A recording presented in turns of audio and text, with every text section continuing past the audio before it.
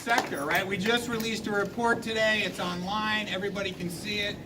These are important facts and figures that everybody should have. So the reality is that human services employment has doubled since 1990, increasing from about 166,000 people to 332,000 in 2016. So this is an important part of our economy, and human services job growth occurred primarily among nonprofit organizations that are working under public contract.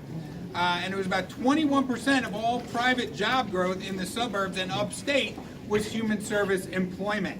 So, but these folks are grossly underpaid.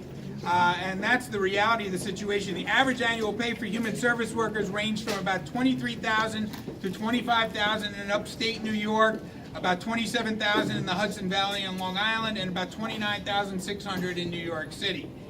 This falls far short of the income needed to help a family make ends meet most of the time. So, and the other reality is that human service workers are predominantly women, over 80%, and it's heavily women of color, about 44% of the total. So, and this is not a poorly educated workforce by any stretch of the imagination.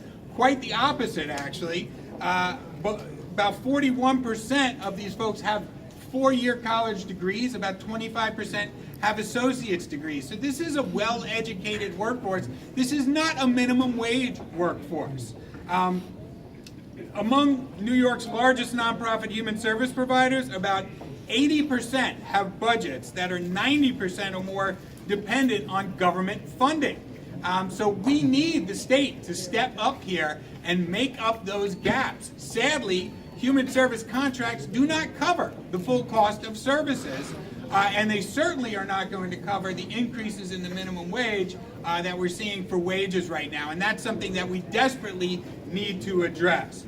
So let's consider this one fact as well, right? If human service spending had grown at the same rate from 2011 as it did in 2007 to 2011, that was an annual average increase of about 2.1%.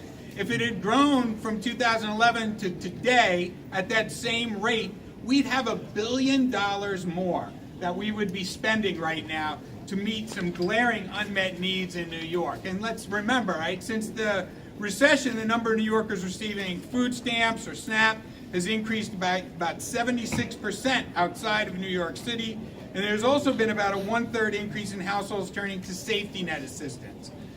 So while demand for services is increasing, we still have an underpaid and undervalued workforce. We're not asking for a lot in the grand scheme of a $159 billion overall budget. So we are here today to make sure that our needs are met and that legislators and the governor understand what we're asking for. That's why we're going to be meeting with many of them today as well. So I'd like to bring up someone now who's been a friend for a long time to human services and has been fighting on anti-poverty for a long time as well, and that's Senate Minority Leader Andrea Stewart-Cousins.